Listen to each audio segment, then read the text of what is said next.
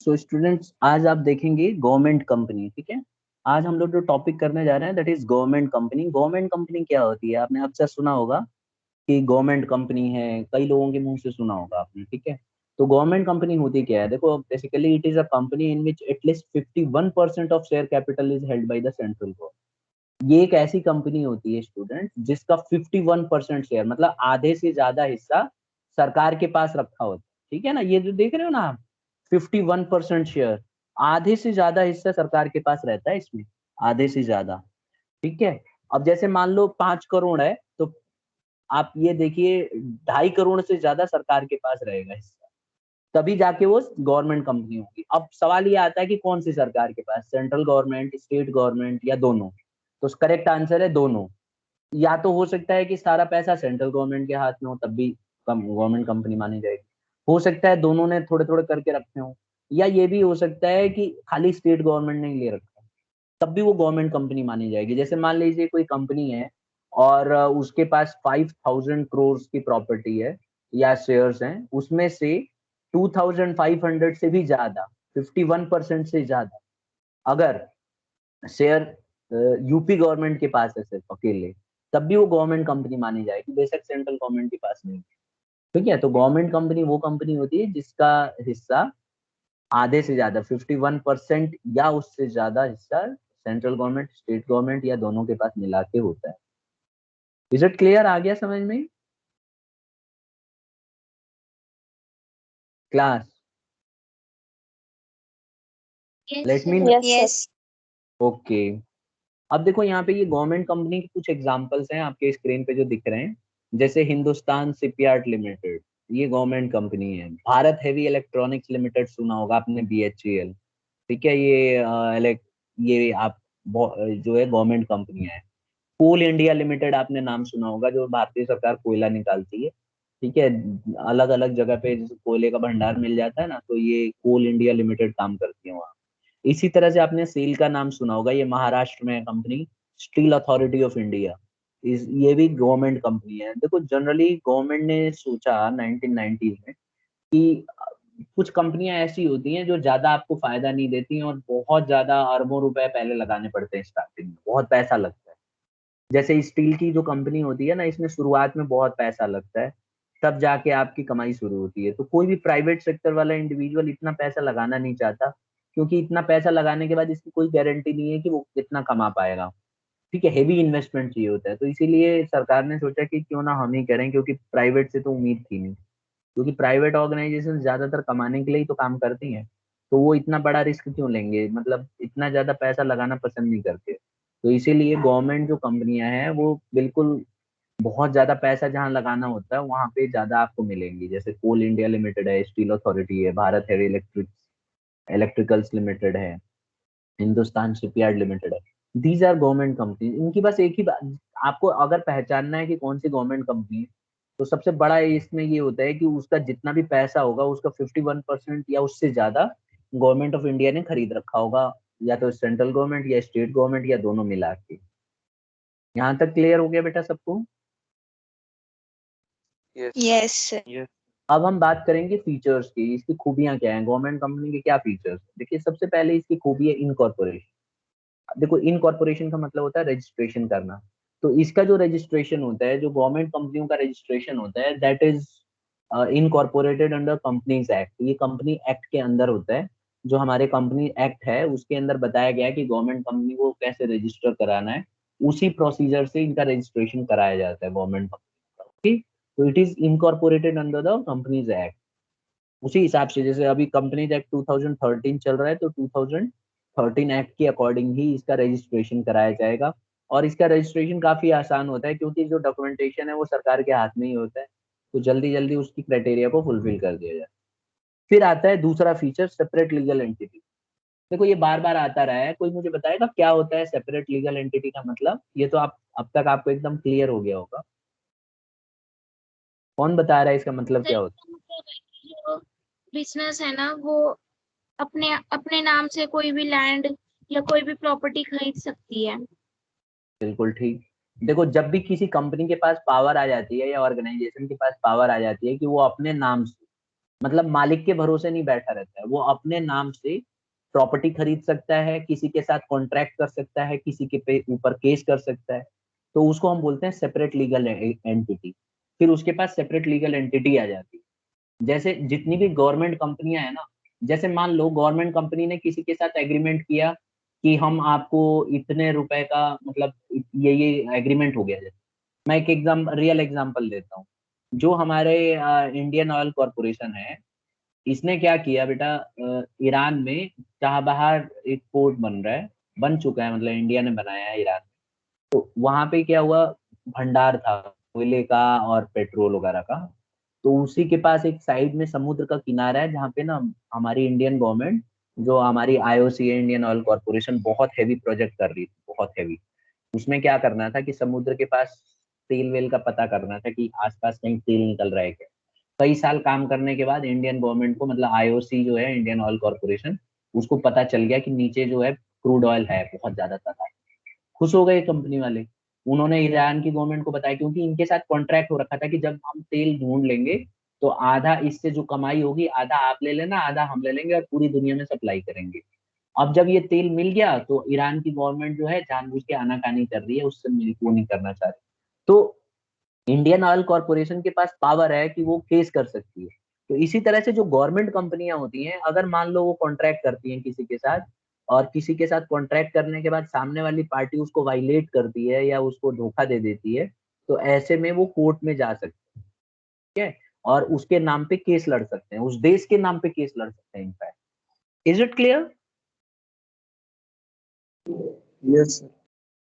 ये पावर होती है, तो इसी को बोलते हैं सेपरेट लीगल एग्जिस्टेंस। इसमें क्या होता है कि अपने नाम से कोई भी फैसले ले सकते हैं। और जो बड़ी बड़ी गवर्नमेंट कंपनियां हैं, जैसे आपको मैं दिखाऊं, ये वाली देख रहे हो ना, ये जैसे सेल है, भारत हेवी इलेक्ट्रॉनिक्स लिमिटेड है, हिंदुस्तान शिपयार्ड है, इनके पास पावर है, ये अपने नाम से कॉन्ट्रैक्ट कर सकती हैं। जैसे आप ये देख रहे हो, कोल कोल इंडिया लिमिटेड। अगर मान लो इसने कॉन्ट्रैक्ट कर लिया किसी के साथ कि हम आपको इतना कोयला पहुंचवाएंगे, तो ये इसकी जिम्मेवारी है। अब सामने वाली पार्टी अगर पैसे नहीं देगी तो ये उसको कोर्ट में खुद घसीट सकती है, कंपनी। बेशक सरकार चाहे ना चाहे, इससे कोई फर्क नहीं पड़ता, कंपनी के पास ये पावर है कि कंपनी उसके अगेंस्ट में केस कर सकती है कि उसने उसके पैसे क्यों नहीं चुकाए, उसने उससे उधार लिया था तो अभी तक पैसा क्यों नहीं दिया, ये, और उसने कॉन्ट्रैक्ट किया था कि इतना सामान खरीदेगा तो क्यों नहीं खरीद रहा है। तो इस तरह से इसको बोलते हैं गवर्नमेंट कंपनी की जो है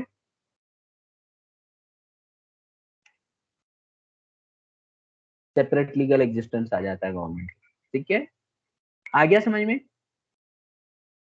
सर अगर केस करना है तो वो तो गवर्नमेंट ही डिसाइड करेगी ना कि कंपनी केस करेगी या नहीं। देखो यहाँ पे ना, सेपरेट लीगल एंटिटी का मतलब ही यही होता है कि कंपनी डिसाइड करेगी, गवर्नमेंट डिसाइड नहीं करेगी। क्योंकि सेपरेट लीगल एग्जिस्टेंस का मतलब होता है कि कंपनी के पास पावर है कि वो क्या कर सकती है। तो कंपनी को तय करना है कि उसके ऊपर केस करा जाए या नहीं करा जाए, सरकार को कोई उससे लेना देना नहीं है। हाँ, ये बात जरूर है कि सरकार के कंट्रोल में है, सरकार का अपना खुद का डायरेक्टर होता है, लेकिन सारा का सारा डिसीजन कंपनी के हाथ में है। सरकार के भरोसे नहीं बैठी रहेगी। जैसे रेलवे में क्या होता है, रेलवे में सेपरेट लीगल एंटिटी नहीं है।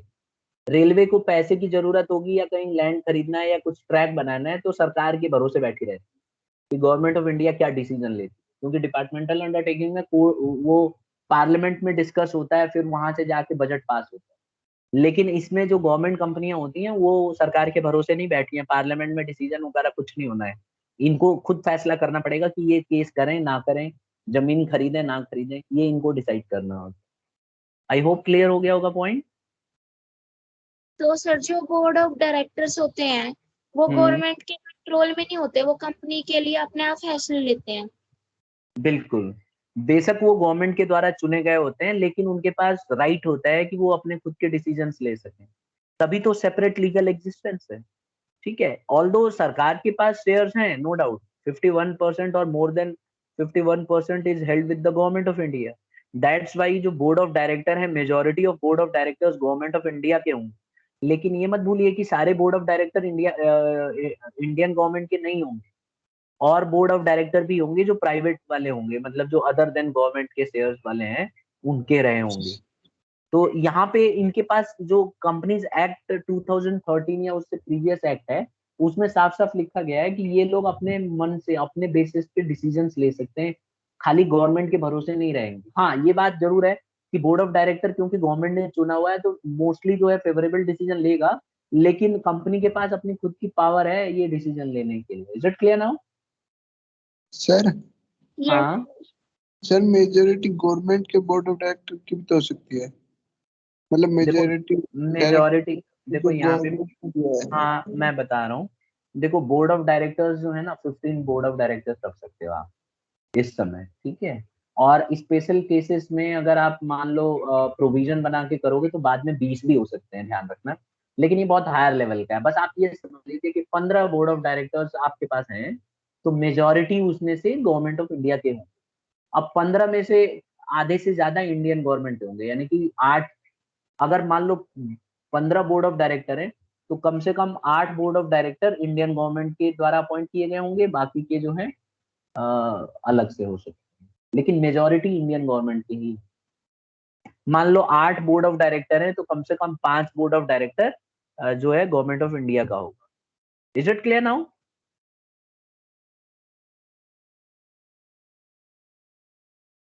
सर तो रूल भी मेजोरिटी का ही चलेगा।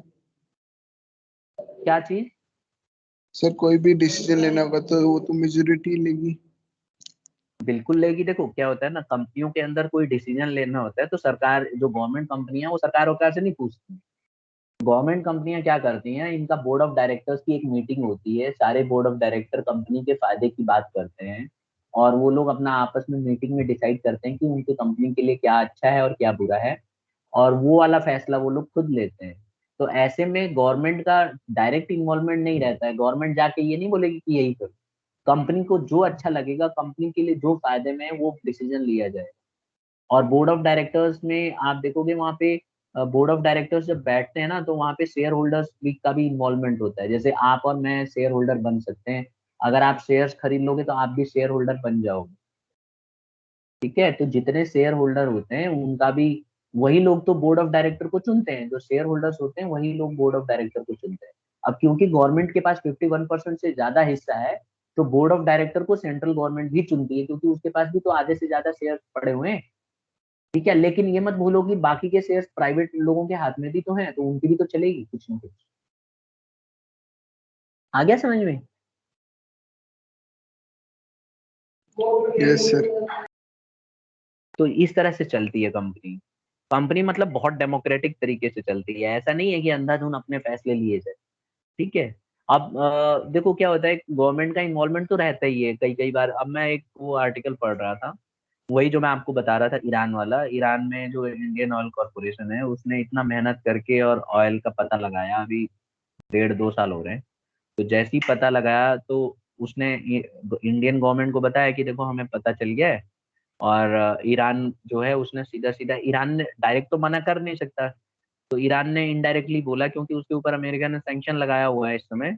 तो उसने अभी बोला कि मतलब उसको जानबूझ के ना डिले कर रहा है उस काम को, ठीक है, क्योंकि उसको लग रहा है कि इसमें उसका नुकसान है, इंडिया गवर्नमेंट को ज्यादा फायदा हो जाएगा।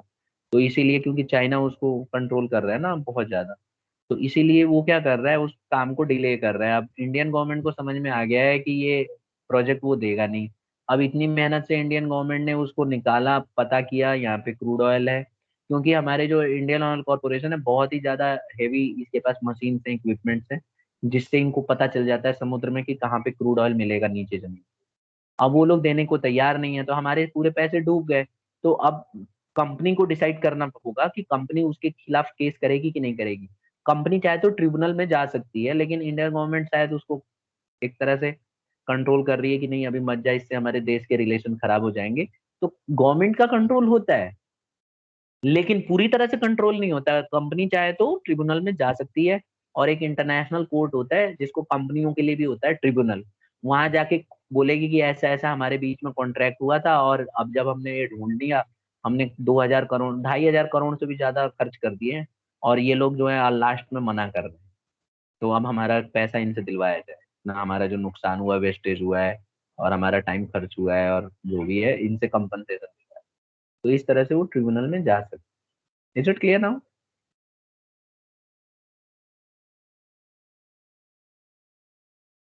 बोलो हाँ या ना। सर तो वो चाहे तो वो एग्रीमेंट तोड़ भी सकते हैं। देखो एग्रीमेंट जो कॉन्ट्रैक्ट होता है ना उसको तो आप तोड़ नहीं सकते। अगर आप कॉन्ट्रैक्ट को तोड़ोगे और दूसरी कंपनी वायलेशन का केस लगाती है तो आपको उसके बदले कंपनसेशन देना पड़ेगा हर हालत। अभी जैसे हमें इसमें पाकिस्तान में हुआ था, पाकिस्तान ने एक ऑस्ट्रेलिया की कंपनी को हायर किया था डायमंड ढूंढने के लिए। बहुत पहले का न्यूज़ है, 1 साल हो गया करीब। ठीक है, डायमंड ढूंढने के लिए दिया था बलूचिस्तान की वाले एरिया में। अब ये कंपनी क्या कर रही थी, ढूंढ रही थी। ठीक है, इसको डायमंड मिला नहीं, कई साल से ढूंढे जा रही, नहीं मिला डायमंड। नहीं मिला तो अचानक क्या हुआ, पाकिस्तान की गवर्नमेंट ने उसको बोला कि भाई अब हमारा कॉन्ट्रैक्ट रहने दो, अब हमें नहीं ढूंढवाना है। तो अब मेरे जो यूके कह रहा हूँ, जो ऑस्ट्रेलिया की कंपनी है उसने इसके ऊपर केस कर दिया कि हमारा इतना पैसा जो खर्च हुआ ये कौन भरेगा। तो पाकिस्तान की गवर्नमेंट को वो पैसा देना पड़ा। Is it clear now? आप कॉन्ट्रैक्ट को तोड़ नहीं सकते बीच में, और तोड़ोगे तो उसमें लिखा जाता है कॉन्ट्रैक्ट में कि आपको उसका कंपनसेशन देना पड़ेगा। और कंपनसेशन बहुत हैवी होता है, बहुत heavy. Is it clear now? Yes sir. इसी तरह से बेटा सर अगर ट्रीटीज जैसे। हाँ। दोनों पार्टीज एग्री करेंगी तो तोड़ सकते हैं। हाँ तब तोड़ सकते हैं, क्योंकि दोनों का कॉन्ट्रैक्ट फिर तो वैलिड माना जाएगा ना। लेकिन एक पार्टी मना कर रही है, दूसरी कह रही है नहीं हम ऐसे करेंगे, तो फिर तो वायलेशन हो गया। तो ऐसे केसेस में हो सकता है, अगर दोनों पार्टी मान जाए तब तो ठीक, नो डाउट, फिर तो चल जाएगा। ठीक है ना। अच्छा यस। ये बताओ, पाकिस्तान हमारे साथ ट्रेड करता है? यस। नहीं करता, बंद कर रखा है ट्रेड हमारे साथ। ठीक है, पाकिस्तान ने हमारे साथ ट्रेड बंद कर रखा है जब से आर्टिकल 370 लागू हुआ है। तब पाकिस्तान एकदम चिढ़ गया, वो उसने बोला हम कोई ट्रेड नहीं करेंगे। भारत वालों ने भी बोला मरो जाके, मत करो ट्रेड ये सब। लेकिन दिक्कत क्या हुई, एक ट्रीटी थी अफगानिस्तान के साथ हमारे इंडियन गवर्नमेंट, जिसमें अफगानिस्तान वाले पाकिस्तान के रास्ते से इंडिया में अपना सामान बेच सकते थे। ठीक है, और पाकिस्तान वो अफगानिस्तान से क्या आता है हमारे पास, क्या चीज इंपोर्ट करते हैं पता है किसी को? नहीं, ड्राई फ्रूट्स। ठीक है, जैसे बादाम हो गया, किशमिश हो गया, जितने ड्राई फ्रूट है ना बहुत ज्यादा तादाद में हम अफगानिस्तान से लेते हैं। अभी आपको पता होगा ये तालिबान वाले आ गए हैं, टपक गए हैं बीच में, तो उन्होंने ट्रेड बंद कर दिया है अभी कुछ दिन के लिए। तो पाकिस्तान के रूट से अफगानिस्तान वाले हमें सामान बेचते थे। और क्योंकि हम ट्रेड नहीं कर सकते तो हम लोग ईरान के रास्ते से, वही चाबहार वाले पोर्ट से भेजते थे। तो जब कोई ट्रीटी साइन होती है या कोई कॉन्ट्रैक्ट लिया जाता है तो उसको मानना पड़ता है। तो क्योंकि पाकिस्तान खुद तो ट्रेड करता नहीं है, उसके बाद भी क्योंकि वो ट्रीटी साइन हो रखी है, तो इसीलिए अफगानिस्तान को अलाउ करते हैं अपनी जमीन का इस्तेमाल करने के लिए, कि उसके थ्रू हम ट्रेड कर लेते हैं बड़े आराम से। इतना झगड़ा होने के बाद भी हम ट्रेड आज भी करते हैं और आगे भी करेंगे। ठीक है, तो ट्रीटी आप तोड़ नहीं सकते, कॉन्ट्रैक्ट तोड़ नहीं सकते। अगर आप कॉन्ट्रैक्ट तोड़ोगे तो उसी में लिखा जाता है कि अगर किसी ने कॉन्ट्रैक्ट तोड़ा तो कितना कंपनसेशन देगा। ज्यादा चांस होता है कि 2 से 3 गुना 4 गुना कॉन्ट्रैक्ट तोड़ने पे पैसा पे करना पड़ता है। और ये हर एक के लिए नुकसान होगा, इसलिए एक बार कॉन्ट्रैक्ट हो जाता है तो बड़ा ध्यान से करना पड़ता है। तो कोई कंपनी के साथ कॉन्ट्रैक्ट करेगा, एंटर करेगा कॉन्ट्रैक्ट के साथ, और बाद में बोलेगा कि नहीं चाहिए, तो फिर कंपनी उसके ऊपर केस कर देगी और उससे बहुत सारे पैसे वसूल करेगी। तो अगर गवर्नमेंट कंपनी है, जैसे मान लो गवर्नमेंट कंपनी में, सपोज करो ये कोयले वाली कंपनी है, ये वाली कोल इंडिया लिमिटेड, किसी ने इसको बोल दिया, जैसे मान लो किसी ने बोल दिया, रेलवे ने ही बोल दिया कि हमें बहुत कोयले की जरूरत है, हम आपसे 10 साल तक इतना टन कोयला खरीदते रहेंगे। अब मान लो इंजन जो है इलेक्ट्रिक इंजन आ गए, तो इंडियन रेलवे बोलेगी नहीं भाई अब हमें ना मतलब अब नहीं कोयला चाहिए।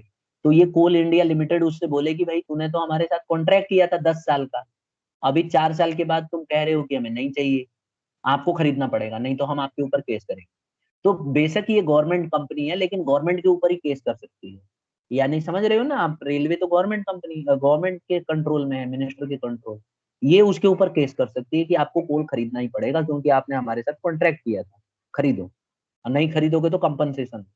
आगे बात समझ में क्या बोलना चाह रहा हूँ? इसी को बोलते हैं separate legal entity. Students. Sir ये हाँ। जैसे आपने कहा कि इंडिया और पाकिस्तान में अब ट्रेड नहीं होता और अफगानिस्तान पाकिस्तान के रूट से इंडिया से ट्रेड करता था, तो करता पाकिस्तान है अभी भी। करता है तो सर पाकिस्तान तो उनसे वो पैसे मांगता होगा ना कि तू हमारे यहाँ से ट्रेड कर रहा है हाँ, तो तुम्हें पैसे। बिल्कुल मांगता होगा, बिल्कुल लेगा, वो अपना फी चार्ज करेगा। वैसे पता है वो ट्रीटी में अंदर ना फ्री लिखा हुआ है, फ्री। मतलब हम लोग ना उनसे ना अलग से चार्जेस नहीं लेते, वो ट्रीटी में लिखा गया है। वैसे आप पढ़ोगे वो ट्रीटी ना, इंटरनेशनल न्यूज आपको पढ़ना पड़ेगा। उसमें ये जो ट्रीटी की गई थी, भारतीय सरकार ने बोला था हम अलग से आपको चार्ज नहीं लेंगे, लेकिन पाकिस्तान की गवर्नमेंट तो जरूर लेगी उससे। ठीक है, ये व्यापार को बढ़ाने के लिए ऐसा किया जाता है कई बार। इसमें दोनों गवर्नमेंट को फायदा था, लेकिन पाकिस्तान वालों को कौन समझा है, इस अकल तो है नहीं बिल्कुल। और अभी ये तालिबान वाले आए हैं तो कुछ दिन के लिए ट्रेड बंद कर दिया इन्होंने। अभी देखना ये बादाम वादाम ड्राई फ्रूट के रेट एकदम बढ़ जाएंगे, फटाफट खरीद लेना, खरीदना होगा। समझ गए? आगे बढ़े। सर फिर यस सारे सर। कुछ वहां से हाँ लेते होंगे। भाई, 85% ट्रेड हमारा ना ड्राई फ्रूट का अफगानिस्तान से ही होता है। आप समझे कितना इफेक्ट पड़ेगा? 85% बहुत होता है। जो आप बादाम खा रहे हो ना, खाते हो घर पे, यस। बहुत ज्यादा चांस है कि वो अफगानिस्तान का है। और वो तालिबानी आ गए हैं तो अब वो पता ही है तुम्हें, उनके देख नहीं रहे हो कैसे मेंटलों की तरह व्यवहार कर रहे हैं। उन्होंने ट्रेड बंद कर दिया है। अब इंडियन गवर्नमेंट ने बोला उनसे, तो उन्होंने बोला अभी कुछ दिनों के लिए किया है, जब सब कुछ ठीक हो जाएगा तो चलेगा ये। अब उनका कोई पता तो है नहीं कि चलेगा कि नहीं चलेगा। कहते कुछ और हैं, करते कुछ और हैं, देखते हैं। Wait and watch. ठीक है। सर इससे अच्छा तो वे इतने ड्राई फ्रूट नहीं आ रहे, इतने तालिबान वालों को खिला दे, कुछ तो अकल आएगी उनमें। वो खा ही रहे हैं और क्या। चलो देखो, हर एक कंट्री को चलाने के लिए पैसे चाहिए होंगे ना, वो पैसे तो उनको पैसा है ही नहीं। तब अमेरिका ने सील कर दिया, अमेरिका वाले पागल थोड़ी ना। चलिए, हम तो खैर बिजनेस पॉइंट ऑफ व्यू से देख रहे हैं। नेक्स्ट देखो, management, features of government company management. देखो मैनेजमेंट क्या होता है यहाँ पे, vested in the hands of directors appointed by the government. इसका जो मैनेजमेंट होता है ना बेटा, ये डायरेक्टरों के हाथ में होता है। लेकिन डायरेक्टरों को चुना कौन किसने होता है? गवर्नमेंट ऑफ इंडिया ने। अपॉइंट कौन करती है? गवर्नमेंट ऑफ इंडिया, क्योंकि ज्यादातर 51% से ज्यादा हिस्सा इनके पास है। तो अपॉइंटमेंट यही लोग करते हैं। लेकिन जो है मैनेजमेंट जो है, कंट्रोल जो है डायरेक्टरों के हाथ में होता है। तो डायरेक्टर्स को बैठ के डिसाइड करना होता है कि क्या फैसला करना है, क्या डिसीजन लेना है। लेकिन इनको चुनने के लिए जो है गवर्नमेंट रहती है। ठीक है। नेक्स्ट पे आ जाते हैं हम लोग, memorandum and articles of association. देखो यहाँ पे क्या बताया गया है कि आपको मैं पहले भी पढ़ा चुका हूँ कि मेमोरेंडम और आर्टिकल्स ऑफ एसोसिएशन ये अलग अलग डॉक्यूमेंट होते हैं, बहुत इंपॉर्टेंट, जो हर एक कंपनी को बनाना पड़ता है। तो मेमोरेंडम ऑफ एसोसिएशन में कंपनी के पावर्स होते हैं, और आर्टिकल्स ऑफ एसोसिएशन के अंदर रूल्स रेगुलेशंस होते हैं। तो अब मेमोरेंडम ऑफ एसोसिएशन में कंपनी को बताना पड़ेगा कि उनका ऑब्जेक्टिव क्या है, क्या उद्देश्य है, किस वजह से कंपनी बनी, उनके रूल्स क्या होंगे, किस तरह से मतलब वो डिसीजंस लेंगे। ये सब चीजें जो है गवर्नमेंट कंपनी के अंदर होता है। Is it clear to you now? Yes sir. तो मेमोरेंडम और आर्टिकल्स ऑफ एसोसिएशन जो है, इनको बताना पड़ता है, ये डॉक्यूमेंट बनता है। और इसके अंदर मेमोरेंडम में बताना पड़ता है कि ये कंपनी का ऑब्जेक्टिव क्या होगा, आगे फ्यूचर में क्या क्या उद्देश्य पूरे करेगी ये। और रूल्स रेगुलेशन अपने एम्प्लॉय के लिए बताना होता है कि कैसे सैलरी दी जाएगी, कैसे पनिशमेंट दी जाएगी एंड ऑल। फिर आता है एक और, अकाउंटिंग एंड ऑडिट प्रोसीजर। देखो, जो गवर्नमेंट कंपनियां होती है ना, ये जो है इनको ऑडिट रूल से एग्जेम्प्ट किया गया। एग्जेम्प्ट का मतलब है माफ कर, तो इनको ऑडिट कराने की जरूरत नहीं है। लेकिन उसके बावजूद भी गवर्नमेंट जो है एक ऑडिटर रखती है, जो अपना ऑडिट रिपोर्ट देता है, और उस ऑडिट रिपोर्ट को पार्लियामेंट में भेजा जाता है। और वो ऑडिटर कौन होता है? जो लिखता है कि कंपनी ठीक से काम कर रही है कि नहीं कर रही है, आगे चल के कंपनी की स्थिति क्या होने वाली है। तो इसमें कोई कंपलसरी नहीं है, जानबूझ के गवर्नमेंट कंपनी के लिए ऑडिट कराना कोई कंपलसरी नहीं है। लेकिन उसके बावजूद भी गवर्नमेंट जो है अपॉइंट करती है ऑडिटर, और वो ऑडिटर रिपोर्ट जो है उसको पार्लियामेंट में पेश किया जाता है। तो ये पॉइंट लिख देना कि अकाउंटिंग जो है ऑडिट प्रोसीजर जरूरी नहीं है गवर्नमेंट कंपनी का, लेकिन उसके बावजूद भी गवर्नमेंट को ऑडिटर एक रख के और वो पार्लियामेंट में प्रेजेंट करना होता है। फिर आती है बात पैसे की, फंड्स की। तो देखो, investment in government company is raised bye the government. ठीक है, गवर्नमेंट के द्वारा पैसा इसमें लगाया जाता है, ठीक है, और प्राइवेट सेक्टर से भी पैसा लगता है। तो सरकार भी पैसे लगाती है और प्राइवेट सेक्टर भी इसमें बहुत सारा पैसा लगाता है, क्योंकि 51% से ज्यादा सरकार का है तो सरकार भी लगाएगी। और क्योंकि कुछ हिस्सा बाहर के लोगों का भी है, जैसे हमारे जैसे, आप जैसे, तो हम लोग भी इसमें पैसा का योगदान देते हैं। तो इसके अंदर जो इन्वेस्टमेंट किया जाता है गवर्नमेंट के द्वारा रेज किया जाता है, और प्राइवेट सेक्टर्स का भी इन्वॉल्वमेंट होता है। Is it clear now? आगे समझ में? Yes sir. कुछ पूछना है किसी बच्चे को? सर जो पब्लिक कंपनी और गवर्नमेंट कंपनी है एक ही है? आप पब्लिक कॉर्पोरेशन कह रही हो क्या? Public enterprises? Yes sir. देखो, पब्लिक एंटरप्राइजेस के अंदर कई तरह की कंपनियां होती हैं। एक कंपनी होती है पब्लिक कॉर्पोरेशन, जिसके अंदर आता है हमारा LIC, UTI, RBI। एक होती है डिपार्टमेंटल अंडरटेकिंग, जिसके अंदर आती है रेलवे, समझ रही हो ना? और यस सर। एक होती है हमारी गवर्नमेंट कंपनी। ये भी हमारी पब्लिक सेक्टर अंडरटेकिंग्स के अंदर आती है। इसमें जो है गवर्नमेंट का आधे से ज्यादा हिस्सा पैसा लगा हुआ होता है कंपनी के अंदर। और अगर आप डिपार्टमेंटल अंडरटेकिंग की बात कर रही हो तो डिपार्टमेंटल अंडरटेकिंग के अंदर पूरा पैसा सरकार का लगा होता है, 100%। और अगर आप पब्लिक कॉर्पोरेशन यानी स्टैट्यूटरी कंपनी की बात कर रही है, जो हमने पिछली क्लास में पढ़ा था, तो उसके अंदर क्या होता है, पहली बार सरकार पूरे पैसे लगाती है, बाद में उसको खुला छूट दे दिया जाता है, वो अपने तरीके से अपना बिजनेस करती है। अब आया समझ में तीनों में फर्क? Yes sir.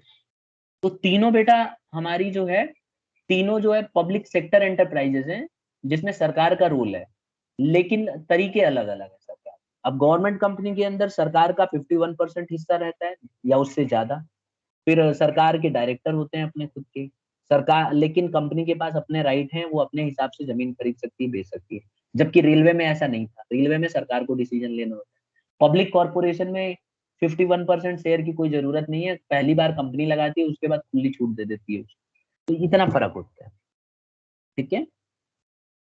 अब गवर्नमेंट कंपनी भी बाहर के लोगों से पैसे रेज कर सकती है। जैसे मान लो गवर्नमेंट कंपनी को पैसे की जरूरत है, सरकार के पास ज्यादा पैसा नहीं है, तो प्राइवेट सेक्टर से भी पैसे रेज कर सकती है शेयर्स के थ्रू। लेकिन बस ये ध्यान रखना है कि जितना भी पैसा कंपनी में लगा हुआ है उसका 51% या उससे ज्यादा हिस्सा सरकार का होना चाहिए। जिस दिन सरकार का 51% से हिस्सा कम हो जाएगा, उस दिन ऑटोमेटिकली वो गवर्नमेंट कंपनी हट जाएगी, गवर्नमेंट कंपनी नहीं रहेगी। Is it clear now? Sir अगर वो गवर्नमेंट कंपनी हट जाएगी तो वो कौन सी कंपनी कहलाएगी फिर? देखो, फिर ये कंपनी जो है नॉर्मल कंपनी हो जाएगी, जैसे आप जॉइंट सेक्टर कंपनी की तरह ट्रीट हो जाएगी। क्योंकि जॉइंट सेक्टर कंपनी के अंदर भी तो गवर्नमेंट के शेयर्स रहते हैं, गवर्नमेंट भी तो शेयर्स अपने खरीदती है। स्टेटूटरी हो नहीं सकती क्योंकि स्पेशल एक्ट से बनी नहीं है। डिपार्टमेंटल अंडरटेकिंग हो नहीं सकती क्योंकि उसके अंदर तो एक मिनिस्टर होता है और सारा काम काज जो है गवर्नमेंट कराती है। तो जैसे ही 51% से हिस्सा कम हो जाएगा, नॉर्मल जो है जॉइंट स्टॉक कंपनी बन जाएगी वो, ठीक है। Yes sir. तो इसीलिए सरकार को ध्यान देना पड़ेगा कि कहीं ऐसा ना हो कि वो उससे ज्यादा हिस्सा हो जाए। तो इसीलिए तो सरकार उसके पूरा हिस्से का 51% अपने पास रखती है, बेचती नहीं है, किसी और को देंगे ही नहीं। तो बाहर कितना, 51% हमेशा सरकार के हाथ में रहेगा, ठीक है। इसीलिए आप देखेंगे कई गवर्नमेंट कंपनियां बंद हो चुकी हैं, जैसे HMT थी, हिंदुस्तान मैकेनिकल, तो वो घड़ी बनाती थी पहले, अब आज की डेट में नहीं है, बंद हो गई, इंसॉल्वेंट हो गई, मतलब उसको प्रॉफिट नहीं हो रहा था, तो गवर्नमेंट ने उसके शेयर बेच पूछ दिए, सब ऑटोमेटिकली खत्म हो गई, ठीक है। HMT नाम सुना है? देखा नो होगा सर। नहीं सुना? No sir. ठीक है, मम्मी पापा से पूछना, वो जरूर बताएंगे। HMT की घड़ियां बहुत प्रसिद्ध है, आपके पेरेंट्स ने जरूर उसको यूज किया होगा, मम्मी पापा ने, ठीक है। उनसे खाली बस ये बोलना है HMT की घड़ी देखा है क्या, तुरंत बोलेंगे अरे इससे बढ़िया घड़ी तो कोई होती ही नहीं। HMT वाली की जो घड़ियां थी बहुत ज्यादा अच्छी घड़ी मानी जाती थी, लेकिन उस घड़ी में एक कमी थी। उसने बोला कि हम अब बदलते जमाने के साथ चेंज नहीं किया उन्होंने अपने आप को, उन्होंने बोला कि वही चाबी भरने वाली घड़ी थी वो, उन्होंने बोला हम बैटरी नहीं लाएंगे। अब आज की डेट में देखते हो चाबी भरने वाली घड़ी कितनी रह गई, नाम मात्र की है। ठीक है, अब हम एडवांटेज पे आ गए बेटा। एडवांटेज में देखो, सबसे पहला एडवांटेज क्या है? सबसे पहला एडवांटेज है इजी फॉर्मेशन बाय रजिस्ट्रेशन। कह रहा है यहाँ पे ना हमें आसानी से इसको रजिस्ट्रेशन कराना आसान हो जाता है, मतलब इसमें इसको आसानी से रजिस्ट्रेशन कराया जा सकता है। ठीक है, इसको अलग से स्पेशल एक्ट ऑफ पार्लियामेंट की जरूरत नहीं पड़ेगी, क्योंकि सरकार के पास ही 51 या उससे ज्यादा हिस्सा है, तो गवर्नमेंट इसमें ऑब्जेक्शन ही नहीं करती, फटाफट डॉक्यूमेंटेशन हो जाता है, इसका रजिस्ट्रेशन कराना बहुत ईजी हो जाता है। दूसरा है सेपरेट लीगल एंटिटी, मैं समझा चुका हूँ। इसके पास अपनी खुद की एग्जिस्टेंस होती है सरकार के अलावा, तो अपने नाम से जमीन खरीद सकती है, बेच सकती है, डिसीजन ले सकती है, कॉन्ट्रैक्ट कर सकती है। तो ये इसके लिए बहुत फायदेमंद वाली बात है। मैंने आपको बार बार बोला हुआ है ना कि जो भी फीचर्स होते हैं या तो एडवांटेज हो जाते हैं या डिसएडवांटेज हो जाते हैं, तो ये एडवांटेज हो गया हमारे लिए। फिर क्विक डिसीजंस, देखो इसके अंदर जो डिसीजन है बहुत जल्दी से हो जाता है। क्यों हो जाता है? क्योंकि सरकार का ज्यादा इन्वॉल्वमेंट नहीं है इसमें, बोर्ड ऑफ डायरेक्टर्स बैठते हैं, जो उनको फैसला लेना है जल्दी से अपना फैसला ले लेते हैं। Okay, they do not have to rely on government of India. जैसे डिपार्टमेंटल अंडरटेकिंग में देख लो, रेलवेज को कितना समय लग जाता है कोई भी फैसला लेने के लिए। जैसे बुलेट ट्रेन को चलाने के लिए 15 साल से ज्यादा लग गया है और आज तक फैसला ले ही रहे हैं। तो इसीलिए इस जो गवर्नमेंट कंपनियां हैं ये फैसला जल्दी ले लेती है, क्योंकि इनके पास खुद की अपनी ऑटोनॉमी पावर है। they have their own power, they can take their own decisions. Okay, they don't have to rely on government of India for every decisions. Okay, there it is in the hands of board of directors when they have the meeting, they decide there itself, वहीं पे decision ले लेते हैं। फिर एक और आता है, it prevents unhealthy business। see, क्योंकि गवर्नमेंट का 51% से ज्यादा पैसा लगा हुआ है, तो इन लोगों की कोशिश होती है कि बिजनेस को जो है हेल्दी बिजनेस की जाए। ठीक है, देयर बाय ये क्या करती है, जैसे अपने कंपटीटर्स होते हैं ना उनको कंट्रोल करने में मदद करती है, ये अनहेल्दी बिजनेस को कंट्रोल करती है और गुड्स एंड सर्विसेज अच्छे प्रोवाइड कराती है। Because it mostly the directors और of the government and therefore such type of company try to practice healthy business, and जो अनहेल्दी बिजनेसेस होती हैं उनको बहुत टक्कर देती हैं। तो इनका फायदा यही है कि ये बेईमानी वाला बिजनेस नहीं करती। यहाँ तक क्लियर है एवरीबॉडी? Yes sir. अब हम आखिरी टॉपिक पे आ गए, लिमिटेशंस। इसके नुकसान क्या है? देखो, कुछ फायदे हैं तो कुछ नुकसान भी हैं। पहला नुकसान क्या है कि autonomy is just for name सेक। अब बार बार मैं बोल रहा था ना कि आजादी है, डायरेक्टर्स अपने फैसले ले सकते हैं एंड ऑल, लेकिन मैंने एक एग्जांपल भी आपको बताया कि ईरान में क्या हुआ, कंपनी अपने फैसले नहीं ले पाई। क्यों? क्योंकि सरकार ने उसको बोला ठीक है हम कंपनसेट कर देंगे, आप केस मत करना ईरान के ऊपर, नहीं तो फिर हमारे रिश्ते खराब हो जाएंगे। हम उसको मतलब इतने से पैसे के लिए हम एक देश से रिश्ते अपने खराब नहीं कर सकते। ठीक है, तो इस तरह से कई बार होता है। बेशक कंपनी के पास ऑटोनॉमी है, मान लो किसी गवर्नमेंट कंपनी ने कहीं कोल इंडिया वाले ने, मान लो उसने एग्रीमेंट कर लिया किसी देश के साथ और उस देश ने बेईमानी कर दी, तो ऐसे में इंडियन गवर्नमेंट भी उसको रोक देती है कि ठीक है कंपनसेशन हम दे देंगे, आप केस मत करो, नहीं तो हमारे साथ रिलेशन उसके खराब हो जाएंगे। तो ऐसा कई बार देखने में आया है, since the government is the only shareholder in the some company. अब मैंने क्या बोला आपको, 51% से ज्यादा, तो ये भी तो हो सकता है कि 90 या 95% शेयर रखा हो गवर्नमेंट ने। ये थोड़ी ना लिखा है कि खाली 51% ही रहेगा, क्या पता 95% शेयर लेके बैठी हो गवर्नमेंट, तो ऐसे में तो उसका पूरा पावर रहेगा ना। ठीक है, मान लो 70% है या 80% है, तो जितना परसेंट ज्यादा रहेगा हिस्सा, उतना ही सरकार का ज्यादा कंट्रोल रहेगा। तो देखा जाए तो ऑटोनॉमी खाली कागजों पे है, कायदे में देखा जाए तो गवर्नमेंट के पास काफी कंट्रोल होता है। Is it clear yes. Class? दूसरा है no accountability. Even though the major investment is made by the government, it is not answerable to the parliament. इसका एक सबसे बड़ा नुकसान क्या है कि सारा हिस्सा तो इसी के पास है, डिसीजन इसी को लेना है, लेकिन फिर भी गवर्नमेंट के प्रति पार्लियामेंट में अकाउंटेबल नहीं है। मान लो कंपनी डूब रही है या कुछ नुकसान हो गया, तो इस कंपनी को कोई टेंशन नहीं, मतलब गवर्नमेंट को कोई टेंशन नहीं होती है। मतलब जैसे रेलवे की तरह इसको ना अकाउंटेबल नहीं होना पड़ता, ये बोल देगी ठीक है अपना शेयर बेच देगी, बोल देगी प्राइवेट वालों से ले लो, मतलब अपना पल्ला झाड़ सकते हैं इसमें। तो इसमें ज्यादा जवाबदेही नहीं है as compare to departmental undertaking. और फिर आता है मेन पर्पज इज नॉट सो।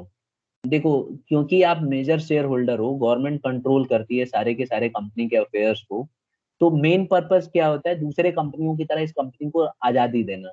लेकिन सही मायने में देखा जाए तो इसका पर्पस सॉल्व नहीं होता है, क्योंकि देखा गया है कि गवर्नमेंट कंपनी के अंदर हालांकि वो अपने खुद के फैसले ले सकती है, लेकिन गवर्नमेंट इतना शेयर खरीद लेती है कई बार 80% 90%, तो गवर्नमेंट कंपनियां फिर उतना ज्यादा स्वतंत्र नहीं होती, क्योंकि ज्यादातर बोर्ड ऑफ डायरेक्टर्स इनके खुद के होते हैं, तो वो ज्यादा अपनी चला नहीं पाती हैं, और अक्सर देखा गया है कि यहाँ पे ये मार खा जाती है। Is it clear now?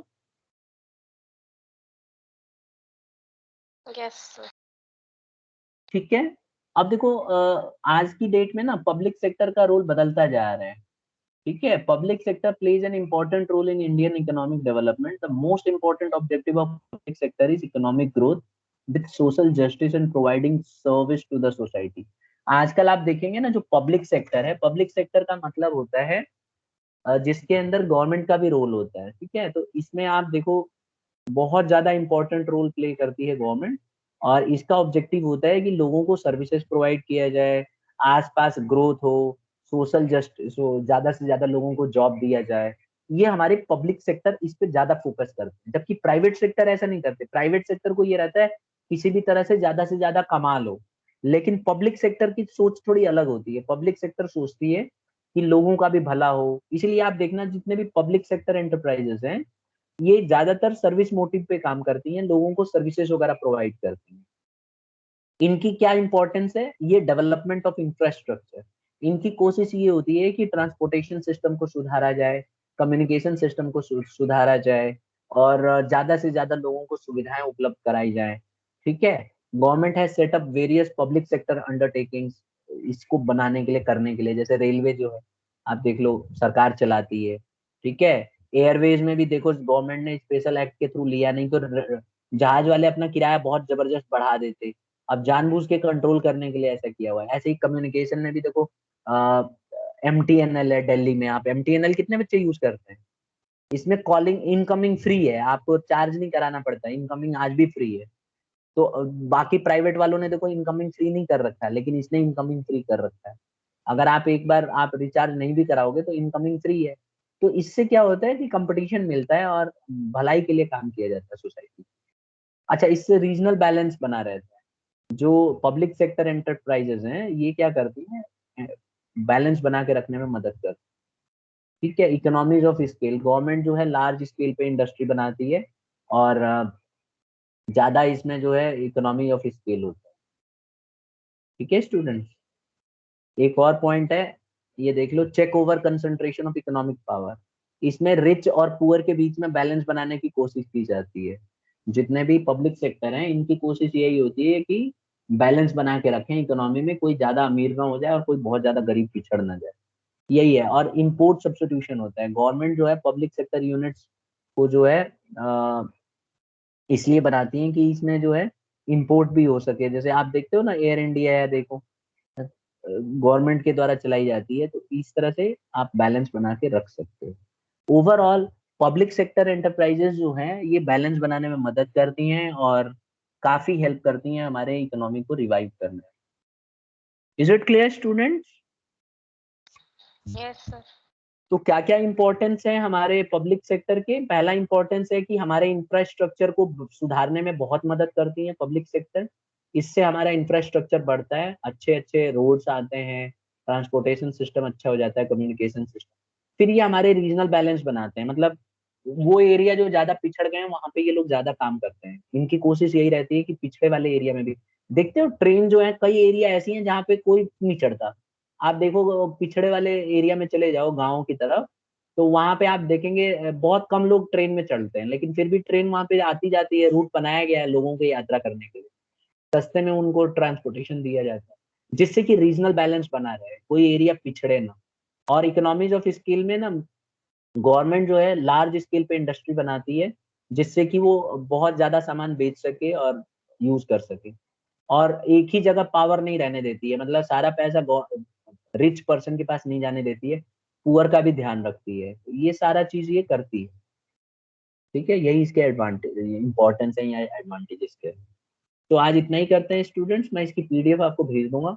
ठीक है, और रिकॉर्डिंग आप देख लेना और अच्छे से समझ में आ जाएगा। ठीक है, तो आज इतना ही है।